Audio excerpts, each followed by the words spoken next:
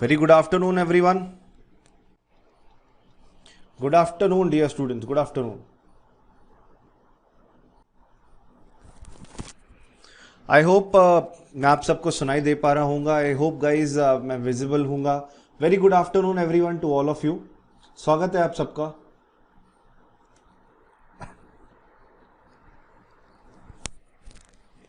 Very good afternoon, very good afternoon students. आज की class में हम आर्टिकल 21.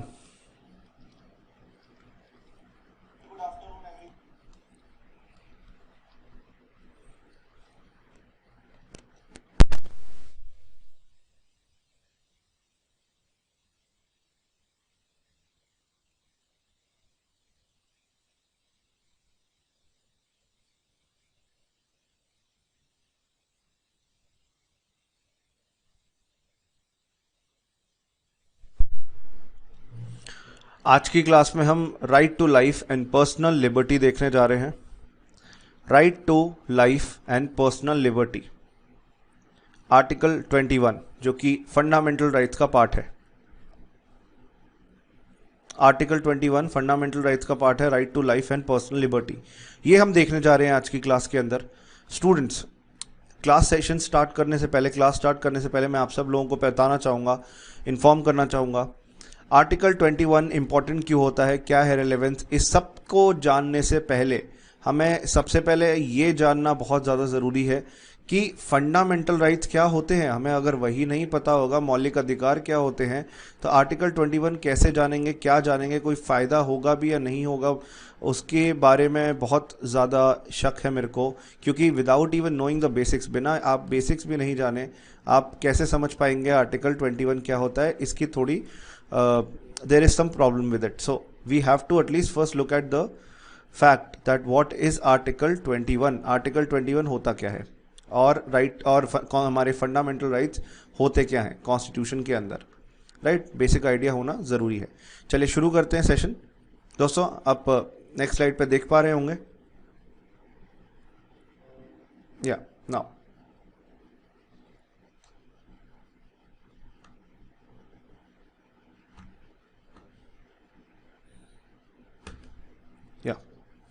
आर्टिकल 21.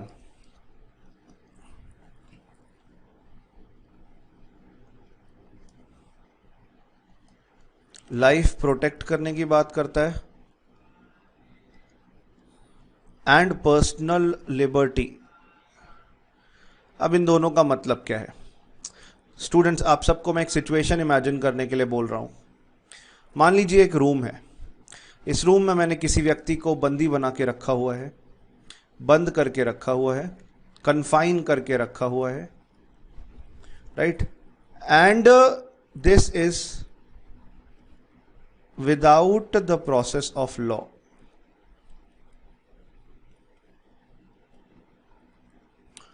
क्या मतलब है कि मैंने किसी भी व्यक्ति को अपनी इच्छा अनुसार अपनी मन मर्जी से कन्फाइन करके रखा हुआ है, बंद करके रखा हुआ है.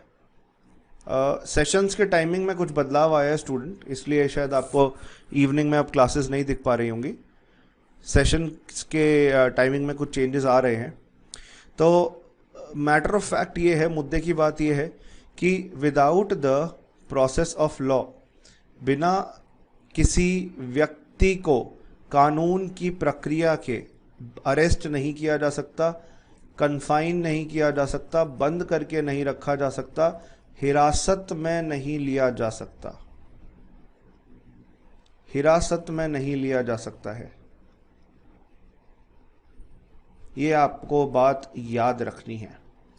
तो यही प्रोटेक्शन आर्टिकल 21 देता है आपको. Before starting article 21, fundamental rights क्या होते हैं. फंडामेंटल राइट्स कुछ बेसिक राइट्स हैं जो हर ह्यूमन बीइंग के लिए इम्पॉर्टेंट है, which are important for every human being in the country. हर सिटीजन के लिए, हर नागरिक के लिए इम्पॉर्टेंट है. और जब तक ये अधिकार किसी नागरिक, किसी भी भारतीय नागरिक को नहीं मिलते, तब तक उस नागरिक का लाइफ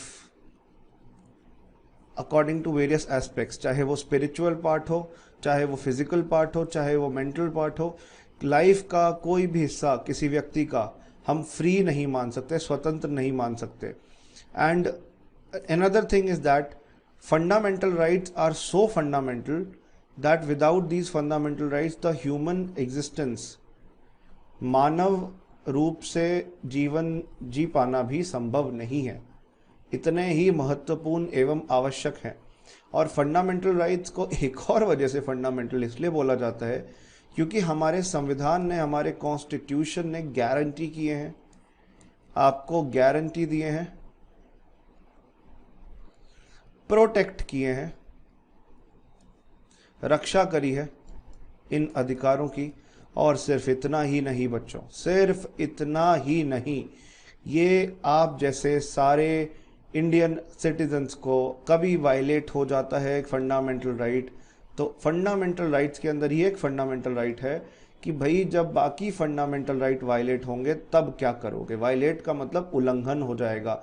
जैसे कि मैंने इस इमेज में आपको बताया था कि एक व्यक्ति को कन्फाइन करके रखा हुआ है, उसको उसके राइट्स नहीं मिल पा रहे हैं, उसको प्रॉपर लीगल प्रोसेस के बिना कन्फाइन किया हुआ है, प्रॉपर लीगल प्रोसेस के बिना कन्फाइन किया हुआ है, बिना कोर्ट के ऑर्डर के, बिना प्रॉपर पुलिस का जो मैकेनिज्म होता है, एसओपीज होते हैं, स्टैंडर्ड ऑपरेटिंग प्रोसीजर या जो भी प्रक्रिया होती है, बिना प्रक्रिया के, बिना प्रकरण के हिरासत में रखा गया है। इस व्यक्ति के पास इसके मौलिक अधिकारों का रक्षण है, इसी वजह से इसके राइट्स आप छीन नहीं सकते हो। It's impossible to, it is impossible to violate their fundamental rights.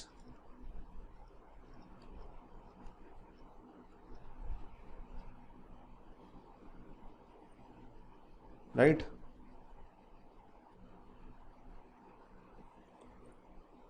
तो सुप्रीम कोर्ट आर्टिकल 32 के तहत मूव कर सकते हो। हाई कोर्ट्स के लिए भी आप हाई कोर्ट में भी जा सकते हो, पता है, आर्टिकल 226 के अंदर। बट सुप्रीम कोर्ट के लिए आपके पास एक बेनिफिट ये रहता है, Supreme Court is the protector and guarantor of fundamental rights in our country. संरक्षक है, गारंटी देता है फंडामेंटल राइट्स की हर नागरिक को। तो सुप्रीम कोर्ट में जब आप रिट पिटीशन फाइल करते हैं, रिट दायर करते हैं, रिट पे हमारी एक क्लास हो चुकी है, आप सर्च कर सकते हैं यूट्यूब ग्रेड अप यूपीएससी वसु कटारा रिट, या ग्रेड अप रिट सर्च कर लीजिएगा, मेरा नाम आ जाएगा। मैं रिट्स पे भी एक बार क्लास ले चुका हूं, अगर आप लोग आइडिया नहीं है रिट होती क्या है तो आपको उसमें आइडिया ज़रूर मिल जाएगा। अच्छा, इसी प्रकार बच्चों, किसी भी इंसान के जो एब्सोल्यूट फंडामेंटल राइट्स हैं, जिनको ब्रेक नहीं किया जा सकता, जिन्हें ब्रेक नहीं किया जा सकता, अगर आप ऐसा सोचते हैं तो वो कर्टेल या रिड्यूस या एंड फिनिश मतलब ख़त्म कर सकते हैं, समाप्त कर दिए जा सकते हैं एमरजेंसी या आपातकाल की स्थिति में। क्या बोला मैंने कि अगर आपको लगता है कि फंडामेंटल राइट्स एब्सोल्यूट हैं तो ये आपको गलत इसलिए लगता है क्योंकि इमरजेंसी या आपातकाल की स्थिति के अंदर, जैसे कि इंदिरा गांधी जी की सरकार ने 1975 से 1977 तक देश में राष्ट्रीय आपातकाल, नेशनल इमरजेंसी के प्रोविजंस इंप्लीमेंट करे हुए थे, तो उस दौरान आर्टिकल 21 खुद स्वयं छिन गया था। ADM Jabalpur case, right to life. अब हम देखेंगे ये पार्ट 3 फंडामेंटल राइट्स, जो कि आर्टिकल 12 to 35 के बीच में आते हैं, जिनको मैग्ना कार्टा कहा जाता है, जो कि एक मैग्ना कार्टा का मतलब है एक बहुत ही एसेंशियल डॉक्यूमेंट, मतलब जो कि किसी नई चीज़ की संरक्षण, किसी नई चीज़ का रचना कर दे, संरचना कर दे, वो होता है मैग्ना कार्टा, है a very fundamental foundational document. इसलिए ही तो कहा जाता है क्योंकि ये सारे अधिकार दिए हैं। अब इनमें भी आर्टिकल 21 अब हम देखने जा रहे हैं कि इन सारे फंडामेंटल राइट्स में हम आर्टिकल 21 को ही सबसे महत्वपूर्ण क्यों कह रहे हैं, हम आर्टिकल 21 को ही सबसे महत्वपूर्ण क्यों कह रहे हैं। सबसे पहले तो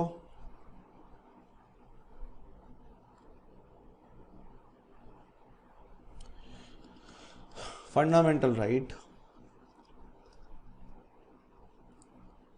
6 टाइप्स के हैं, जिसमें से एक टाइप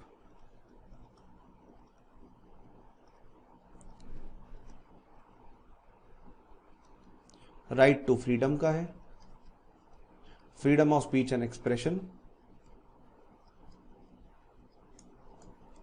बोलने का अधिकार मौलिक अधिकार, अभिव्यक्ति का अधिकार है। अभिव्यक्ति का अधिकार एक मौलिक अधिकार है। इस कैटेगरी में आर्टिकल 19, 20, 21 और 22 आते हैं, जिसमें से आज हम आर्टिकल 21 देख रहे हैं इस क्लास के अंदर। आर्टिकल 21 कहता है, नो पर्सन, कोई भी व्यक्ति, शैल be deprived of his life और पर्सनल लिबर्टी, या तो इनकी मृत्यु हो जाए, या तो इनकी पर्सनल लिबर्टी का मतलब है इनकी स्वतंत्रता, या तो इनकी स्वतंत्रता छिन जाए, तो फंडामेंटल राइट वायलेट होगा, मौलिक अधिकार का उल्लंघन होगा।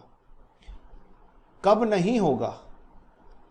When F R not violated. कब उल्लंघन नहीं होता? उल्लंघन तब नहीं होता जब प्रोसीजर इस्टैब्लिश्ड बाय लॉ, कानून की प्रक्रिया के द्वारा किसी व्यक्ति की जान, लाइफ और पर्सनल लिबर्टी, व्यक्तिगत स्वतंत्रता छीनी जाए। सर PEBL क्या हुआ? क्या होता है ये?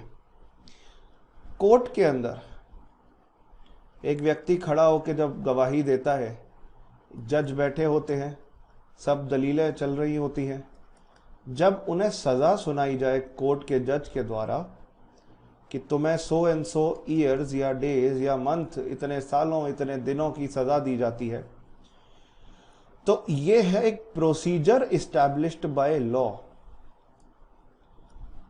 कानून की प्रक्रिया के द्वारा आप कर रहे हैं। और अगर आप सोचते हैं कि सर ये तो फिर बहुत अच्छा हुआ क्योंकि कानून की पूरी प्रक्रिया चल रही है यहाँ पे, तो इसकी कुछ बुराइयां भी हैं। वो इस प्रकार है, आपने कानून की मूर्ति की स्टैचू देखी होगी, शक्ल देखी होगी स्टैचू की, उनकी आंखों पे पट्टी बंधी होती है, बिकॉज कानून अंधा होता है। रूल ऑफ लॉ भी यही कहता है कि कानून किसी के लिए, सबके लिए इक्वल है, किसी के लिए कोई एक्स्ट्रा प्रिविलेज या विशेष अधिकार नहीं देता। कोई प्रिविलेज या विशेष अधिकार किसी प्रकार का कोई नहीं है। तो मुद्दे की बात यहां पे ये आई है, क्योंकि किसी भी भारतीय के पास कोई विशेष अधिकार तब नहीं है, कानून के सामने जब वो है तब उस पर procedure establish by law apply होगा। तो उस सिचुएशन में या क्या कारण रहे, मान लीजिए ये व्यक्ति को सज़ा इसलिए सुनाई जा रही है कि इसने किसी की हत्या कर दी, मर्डर कर दिया, हत्या कर दी। अब मर्डर या हत्या करने की वजह से क्या प्रॉब्लम रही, सोचिए। मर्डर या हत्या करने की वजह से अब इसको मान लीजिए कानून के अंदर लिखा है 12 साल की सज़ा मिलनी चाहिए, पर सिचुएशन, कारण या तथ्य या रीज़न समझे हम, हो सकता है उसने सेल्फ डिफेंस में करी हो, कि कोई उसकी जान लेना चाह रहा हो, अपनी सुरक्षा करने के लिए उसने ऐसा कदम उठाया। तब आपको लगता है क्या इनको 12 साल की सज़ा मिलनी चाहिए या नहीं मिलनी चाहिए? बताएं प्लीज़, मिलनी चाहिए कि नहीं मिलनी चाहिए? बिल्कुल नहीं सर। कानून की प्रक्रिया तो नॉर्मल सिचुएशन के लिए है, पर ये तो सिचुएशन ही एक्स्ट्रा ऑर्डिनरी है, बिल्कुल अलग है। तो इसी कारणवश मैंने आपको बताया बच्चों कि आप कानून की उचित प्रक्रिया दीजिए। कानून की प्रक्रिया में कुछ नहीं है, कानून की प्रक्रिया तो सबके लिए एक समान है। ये ब्रिटिशर्स का कॉन्सेप्ट है, अंग्रेज चले गए, हमारे को ये कॉन्सेप्ट देकर छोड़ गए। हालांकि ये कॉन्सेप्ट हमने जापान की जुडिशरी से लिया, पर Britishers also follow this same thing. Procedure established by law, कानून की प्रक्रिया। और जबकि होना क्या चाहिए, प्रोसीजर एस्टैब्लिश्ड बाय लॉ ना होके क्या होना चाहिए, आपका होना चाहिए ड्यू प्रोसेस ऑफ लॉ, जिसका मतलब है कानून की उचित प्रक्रिया।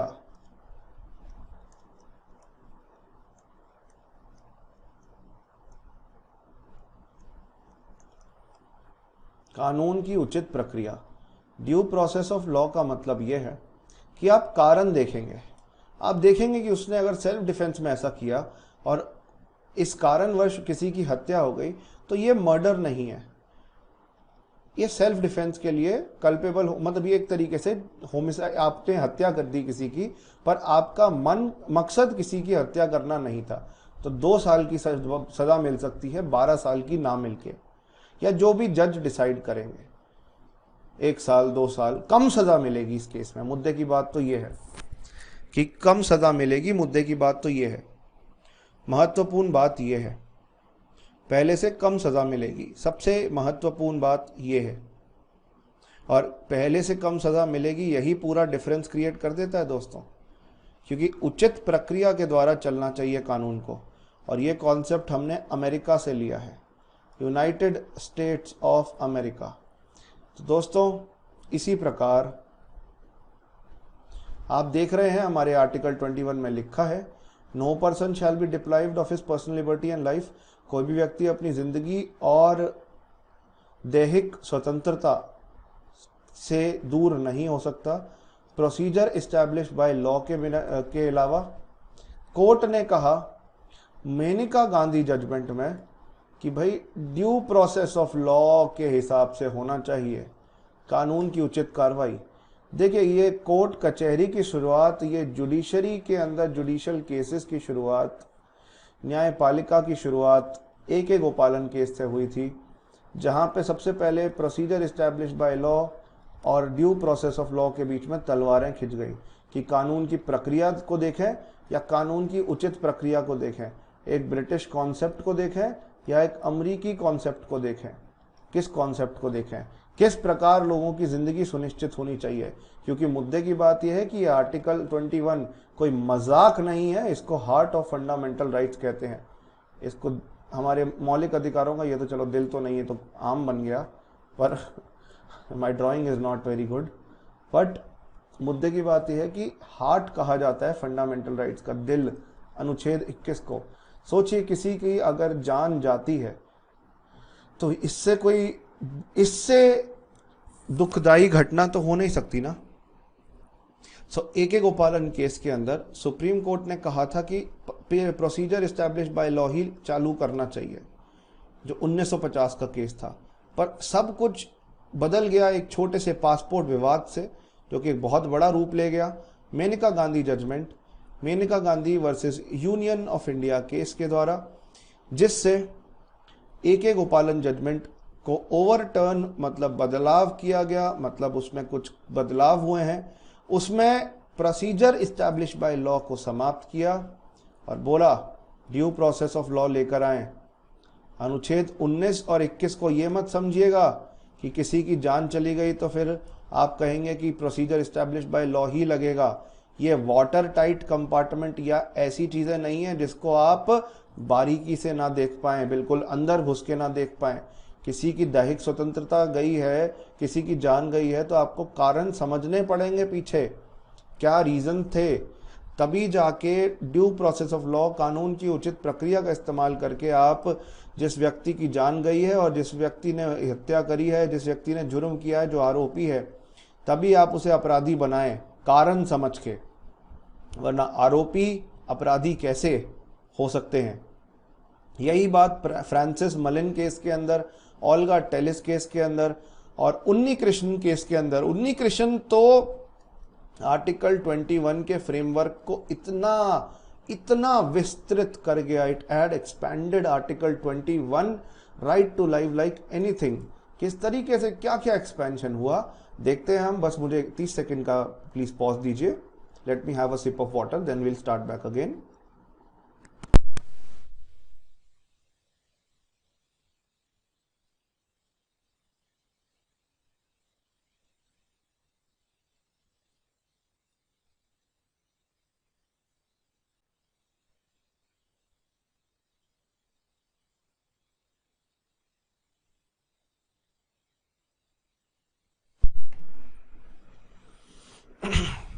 चलिए, let us continue now. Article 21. अगर आप सोच रहे हैं कि ये लाइफ और पर्सनल लिबर्टी बोल के रुक गए हैं, ऐसा कुछ नहीं है, इसको एक्सपैंड किया गया है. चलिए, लेट अस कंटिन्यू नाउ. इसको एक्सपैंड किया गया है. आर्टिकल 21 के अंदर राइट टू मेडिकल केयर, अच्छे स्वास्थ्य को सुनिश्चित करने का भी अधिकार दिया गया है. पहली बात, प्रधानमंत्री आयुष्मान भारत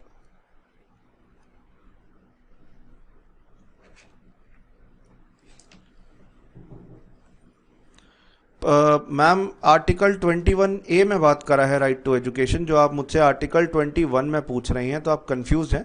मैं उस पर आ रहा हूँ, बस अभी मेरे को थोड़ा सा वक्त दीजिए. मैं पहले आपको बता रहा हूँ आर्टिकल 21 में एक्सपेंशन अगर हुआ है, आर्टिकल 21 में क्या क्या आता है. तो ये तो कुछ ये this is just a small list.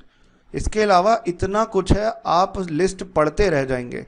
मैं राइट टू मेडिकल केयर के बारे में बता रहा था. प्रधानमंत्री आयुष्मान भारत योजना है, या जितने भी ये सरकारी हॉस्पिटल चलते हैं, कोविड के टाइम पे सरकार वेंटिलेटर मुहैया करा रही है, जनता को सस्ते में इलाज कराने का प्रयास कर रही है, कोशिश कर रही है. तो ये सब इसी दिशा में है कि आप सबके पास एक अच्छे स्वास्थ्य व्यवस्था का, एक अच्छी मेडिकल सिस्टम का, एक अच्छी हेल्थ केयर सिस्टम का अधिकार है.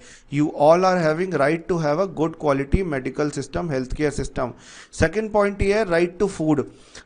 हमारे गवर्नमेंट ऑफ इंडिया की मैडम एक स्कीम है, आप सब लोग मैडम एंड सर्स समझते होंगे, जिसको कहते हैं नेशनल फूड सिक्योरिटी एक्ट. आप लोगों को पता होगा, पहले राशन कार्ड नाम की एक सिस्टम होती थी, बहुत फेमस होती थी. अब तो चलो थोड़ा कम हो गया है. नेशनल फूड सिक्योरिटी एक्ट के तहत, नेशनल फूड सिक्योरिटी मिशन के तहत 1 रुपये, 2 रुपये और 3 रुपये के भाव में जनता को गेहूं और ऐसे अनाज, सस्ते अनाज, चावल, ये सब सुनिश्चित करवाया जाता है इतने कम दाम के अंदर. तो ये सब किस लिए किया जा रहा है? राइट टू फूड है आप सबके पास.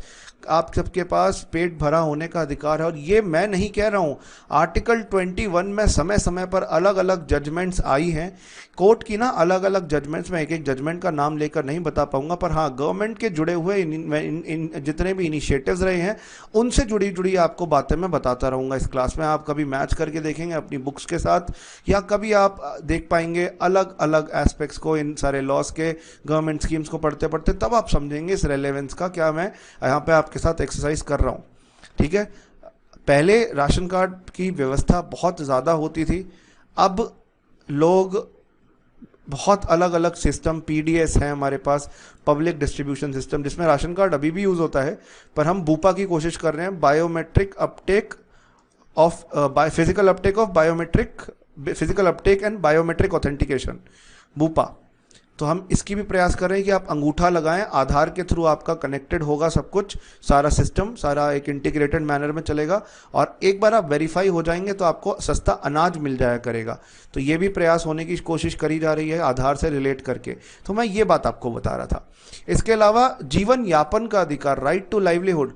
दोस्तों, अगर आपने मनरेगा के नाम सुना है, Mahatma Gandhi national rural employment guarantee act, तो 100 दिन का सबको, 100 दिन का 100 डेज का क्या मुहैया कराने की बात चल रही है.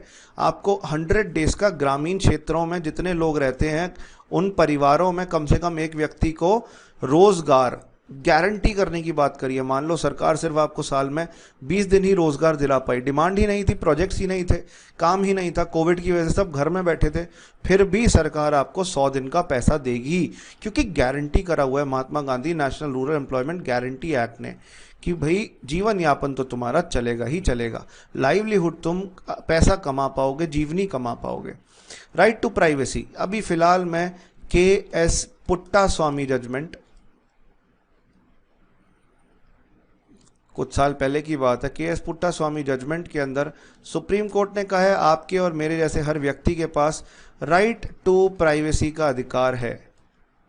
आप सबके पास प्राइवेसी का अधिकार है, इसलिए जो सरकार हर स्कीम के लिए आधार लिंक करवा लो, पैन लिंक कर लो, ये लिंक कर लो, वो लिंक कर लो, जो जो स्कीम्स इनिशिएटिव्स लेकर आने की कह रही थी, आने के लिए कह रही थी, लेकर आने के लिए कह ही रही थी, उस स्कीम को इट इज़ नॉट मैंडेटरी, सिर्फ सरकार की सोशल सिक्योरिटी स्कीम्स या जितनी भी ऐसे सोशल जस्टिस गरीबों के हित की स्कीम है या जहाँ पे सरकार सब्सिडी देती है, वहाँ पे फिर भी इम्पॉर्टेंट है, क्योंकि सब्सिडी ले रहे हो सरकार से, तुम्हारी आइडेंटिटी तो पता होनी चाहिए ना। पता चला सारे अमीर लोग ही सब्सिडी ले जाएं और गरीब लोग उसका लाभ ले ही ना पाएं। उनको छोड़ के बाकी सारी जगहों पे आपको मैंडेटरी तरीके से, आपको ज़बरदस्ती तरीके से आपका आधार नंबर या कोई भी ऐसी चीज़ जो आपकी प्राइवेसी का राइट इन्फ्रिंज करती है नहीं मांगा जा सकता है। और मैं देख रहा हूँ कमेंट में काफ़ी बच्चे बता रहे हैं राइट टू फूड से जुड़ा हुआ one nation one ration card योजना, बिल्कुल। और एक और चीज़ है, बूपा उसे कहते हैं, बायोमेट्रिक ऑथेंटिकेशन होता है इसके अंदर, अंगूठा लगा के, और फिजिकल अपटेक होती है।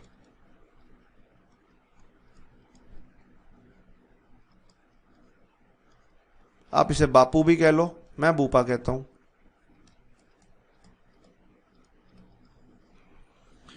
Biometric Uptake by physical authentication, कुछ भी कह सकते हैं।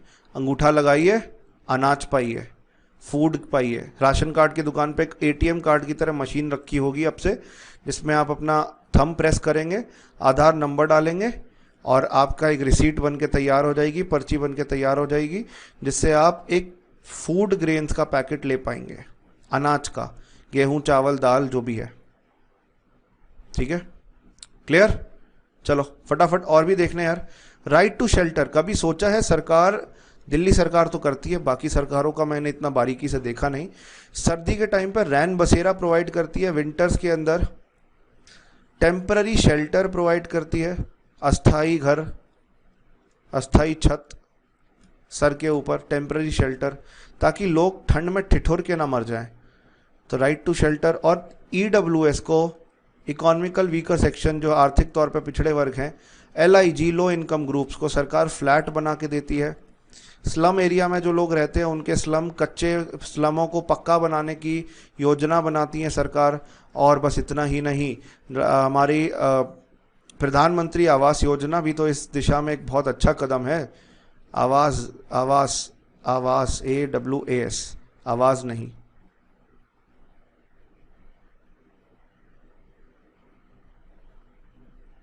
ठीक है, इट इज आवास, हाउसिंग, आवास एज इन हाउसिंग, प्रधानमंत्री आवास योजना। ठीक है, और राइट टू हेल्दी एनवायरनमेंट, दोस्तों आपको पता होगा नेशनल ग्रीन ट्रिब्यूनल नाम की एक बॉडी बनाई है सरकार ने,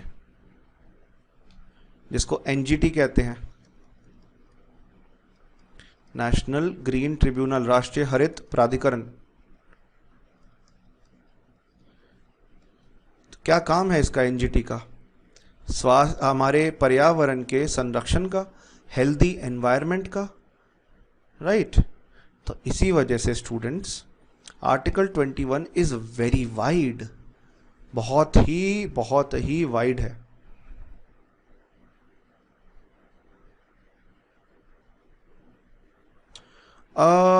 देखो, ये सारे इम्प्लिसिट राइट हैं जो सुप्रीम कोर्ट के केसेस के तौर पे बता रहा हूं मैं आपको, राइट टू लाइफ से जुड़े हुए। ये एक्सप्लिसिटली लिखे नहीं गए हैं। बहुत अच्छा सवाल पूछा है आपने। These are not something which are explicitly mentioned, so these work just like legal rights. पर अनफॉर्चुनेटली यार, फंडामेंटल राइट के तौर पे अभी भी काम नहीं करते, क्योंकि हमारे कॉन्स्टिट्यूशन के अंदर इंस्क्राइब्ड या लिखित नहीं है। इंस्क्राइब्ड या लिखित नहीं है हमारे संविधान के अंदर। आपका सवाल बहुत ही अच्छा, बहुत ही उत्तम सवाल था कि सर अगर ऐसा है, ये सारे राइट्स हैं, तो can we move to Supreme Court under article 32 and can we move to High Court under article 226, writ file कर सकते हैं क्या सर? तो देखो, सुप्रीम कोर्ट ने कहा है कि आपके मौलिक अधिकार, आपके राइट टू लाइफ के अंदर ये सारी चीज़ें इंक्लूडेड हैं, बट सुप्रीम कोर्ट की जजमेंट्स नहीं तो कहा है। Maneka Gandhi judgment, Olga Tellis case, Unni Krishna case, इन सब में अलग अलग और भी जितनी आ रखी हैं जजमेंट्स, उन्होंने यही तो कहा है कि सरकार को इन सब को भी फंडामेंटल राइट के तौर पे बनाना चाहिए, चाहे वो right to live with human dignity हो, ठीक है, मानवीय तरीके से डिग्निटी के साथ रहना ज़रूरी है, या प्रॉपर एनवायरनमेंट क्लीन करने के लिए हो, तभी तो सरकार ने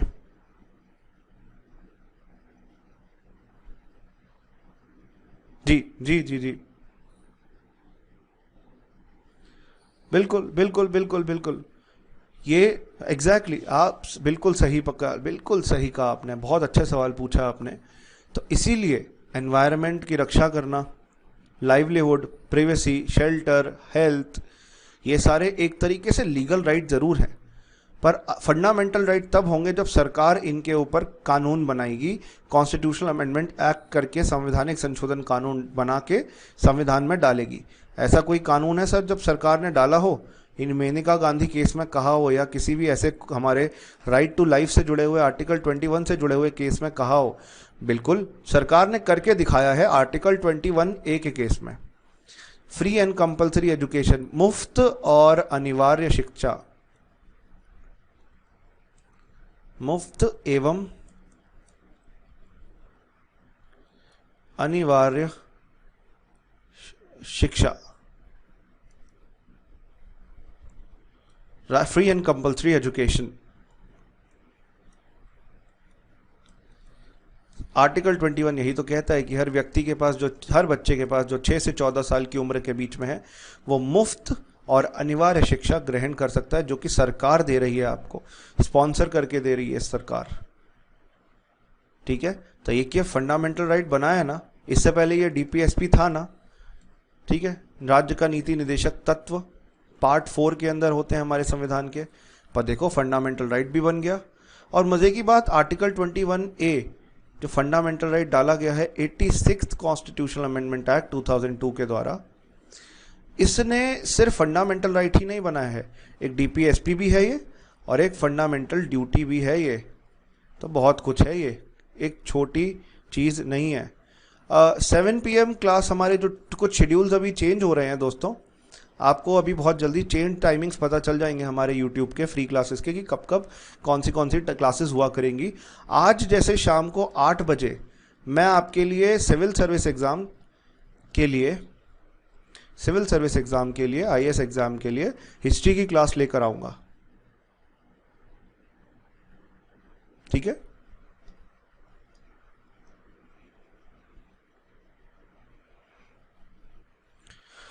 तो इसी प्रकार स्टूडेंट्स,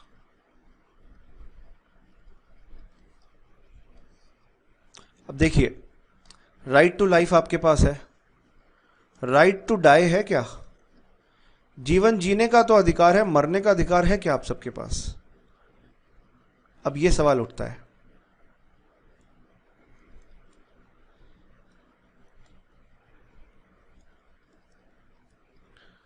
राइट टू लाइफ तो आर्टिकल 21 आपको दे ही रहा है, क्या राइट टू डेथ भी दे रहा है? तो देखिए, आर्टिकल 21 के हिसाब से और अलग अलग सुप्रीम कोर्ट की जजमेंट्स के हिसाब से, चाहे वो अरुणा शानबाग केस हो, चाहे वो ज्ञान कौर केस हो, हालांकि ज्ञान कौर केस इस मामले में बहुत ज़्यादा महत्वपूर्ण रहा। तो दोस्तों, आप सबके पास, हम सबके पास राइट टू पैसिव यूथनेशिया है, इच्छा मृत्यु का अधिकार है। जिसको राइट टू पैसिव यूथनेशिया कहते हैं। अप्रत्यक्ष तौर पे या आप किसी भी बीमारी की वजह से कोमा में हो या ऐसी स्थिति में हो जिसमें सोच भी नहीं सकते, इतना ज़्यादा कष्ट होता है, असहनीय कष्ट होता है, तो उस सिचुएशन में लोगों को पैसिव यूथनेशिया दिया जा सकता है, जिसमें उन्हें या तो दवाइयाँ मेडिसिन देनी बंद करी जा सके या जो उनका लाइफ सपोर्ट सिस्टम जिन पे वो होते हैं, लाइफ सपोर्ट सिस्टम जैसे कि आपका वेंटिलेटर, ये छिन जाता है, ये छीन लिया जाता है। पर आप अगर सोच रहे हैं कि प्रत्यक्ष रूप से एक्टिव या बहुत ही आप सोच रहे हैं कि केमिकल इंजेक्शन जैसे काफ़ी वेस्टर्न कंट्रीज़ में होता है, यूरोपियन कंट्रीज़ में होता है, अगर कोई अपनी जान देना चाहता है तो यूथनेशिया, एक्टिव यूथनेशिया अलाउड है। अगर बीमार है वो व्यक्ति, क्रिटिकल इलनेस का सामना करना है, कैंसर जैसी किसी इलनेस का, तो कष्ट से मरे, बीमारी से मरे उससे पहले ही वो इजी वे या शॉर्टकट ले सकता है। साइनाइड का इंजेक्शन या काफ़ी ऐसे केमिकल्स होते हैं, उनका इंजेक्शन लेकर उनकी मृत्यु की जा सकती है, और ये स्टेट स्पॉन्सर्ड है, वहाँ की सरकारें इसको अलाउ करती हैं। पर भारत के अंदर हम पैसिव यूथनेशिया अलाउ करते हैं, इंडिया के अंदर हम पैसिव यूथनेशिया अलाउ करते हैं, जिसमें हम सीधे तौर पे किसी की मृत्यु नहीं कर सकते, चाहे कितने भी कष्ट में हो वो व्यक्ति। पर हाँ, हम एक चीज़ ज़रूर कर सकते हैं, पैसिव यूथनेशिया के केस में हम ये कर सकते हैं कि इस व्यक्ति को, जिसको भी सफरिंग का सामना करना पड़ रहा है, उसको लाइफ सपोर्ट सिस्टम, वेंटिलेटर, जिसकी वजह से उनका जीवन चल पा रहा है, उसको हम विड्रॉ कर लें, ख़त्म कर लें, उसको हम मेडिकल ट्रीटमेंट को हम विड्रॉ कर लें। इंडिया के अंदर एक्टिव नहीं है, पैसिव यूथनेशिया है। इंडिया के अंदर अभी एक नया कॉन्सेप्ट आया है लिविंग विल का, मुझे नहीं पता आप में से कितने वाकिफ़ होंगे लिविंग विल का, जिसमें आप जीते जी अपनी विल में, विल तो आपको पता होगा, वसीयत, जब आप जीते जी इसमें बता देते हैं कि अगर ऐसी कोई आपकी सिचुएशन आती है लाइफ में जब आप खुद अपने डिसीजन लेने योग्य ना रहें, अपने डिसीजन लेने लायक ना रह पाएँ, जब आप वेजिटेटिव स्टेट में हो। वेजिटेटिव का मतलब कोई, अगर आपने सब्जी देखी है तो वो अपने आप मूव नहीं कर सकती, हिल नहीं सकती, it can not think of for its own, right. तो वेजिटेटिव स्टेट के अंदर जहाँ पे इंसान कोई मूव नहीं कर सकता, अपनी खुद की सोच, अपनी बात अब प्रकट नहीं कर सकता, अपने कष्ट को, उसको ऑब्वियसली बीमारी में, कोमा में कष्ट तो होता ही है, पर बता नहीं सकता, तो उस चीज़ को रोकने के लिए आप जब होशो आवाज़ में हैं, बता जाएंगे कि कभी ऐसी कोई स्थिति होती है तो आपको पैसिव यूथनेशिया दिया जाना चाहिए या नहीं दिया जाना चाहिए, क्या आपको मेडिकल सपोर्ट विड्रॉ करना चाहिए या नहीं करना चाहिए, जब कोई व्यक्ति कोमा के अंदर हो तब उसके साथ ऐसा होना चाहिए कि नहीं होना चाहिए। ये सब आपका अरुणा शानबाग केस और ज्ञान कौर केस के अंदर कहा गया है। अभी मैंने नाम बताया था आपको, ज्ञान कौर केस। लिविंग विल एक रिटन डॉक्यूमेंट होगा जिसके द्वारा पेशेंट क्लियर इंस्ट्रक्शन देकर जाएगा एडवांस के अंदर कि मेडिकल ट्रीटमेंट किस प्रकार दिया जाए जब कोई ऐसी क्रिटिकल इलनेस या टर्मिनल इलनेस में हो जाए उसको। और एक तरीके से आप उसकी, देखिए कोई व्यक्ति है, कोई मेडिकल ट्रीटमेंट स्टार्ट करने से पहले ना डॉक्टर साइन करवाते हैं, इन्फॉर्म्ड कंसेंट लेना कहना होता है, उसको इन्फॉर्म्ड कंसेंट लेना कहते हैं। जब आप परमिशन ले रहे हैं किसी व्यक्ति की कि आपके साथ अभी अगर ट्रीटमेंट हो रहा है, इसमें आपकी जान भी जा सकती है, आप स्वीकार है, आपको अग्री है, तो वो व्यक्ति तो उस टाइम पे साइन नहीं कर पाएगा, वो एडवांस में लिविंग विल छोड़ के जा सकता है कि क्या होगा ऐसी स्थिति में उस व्यक्ति के साथ। क्योंकि हमने पिछले काफ़ी सालों में बहुत लोगों को कष्ट से गुजरते देखा है।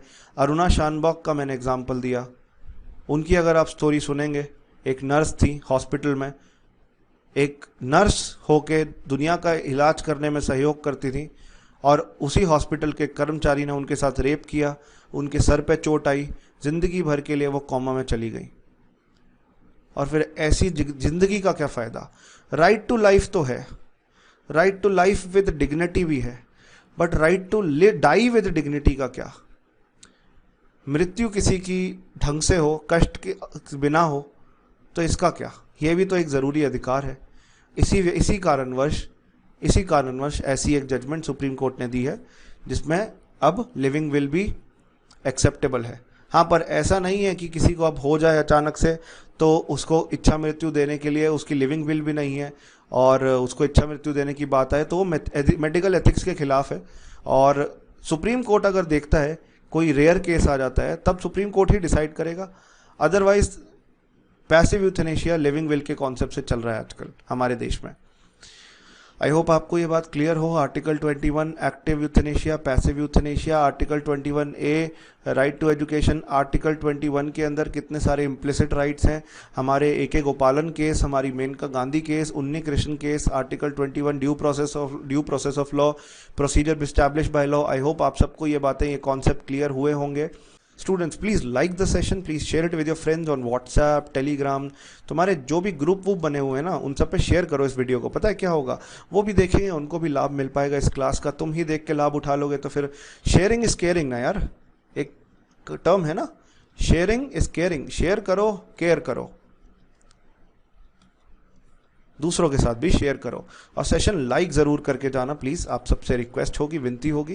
पहली बार जुड़े हो तो सब्सक्राइब करना हमारे चैनल को, ताकि कोई भी फ्यूचर में हम वीडियो अपलोड करेंगे आपको पता चल जाएगा ये बेल आइकन प्रेस करने के बाद कि किस टाइम पे आ रही है, कब लाइव हो रही है। क्लास में लाइव जुड़ पाओगे, क्वेश्चंस पूछ पाओगे, मुझसे बात कर पाओगे, दुनिया भर की चर्चा कर पाओगे। सिर्फ क्वेश्चंस ही मत पूछना, दुनिया भर की किसी भी बात पे मुझसे आप कुछ भी पूछ सकते हो।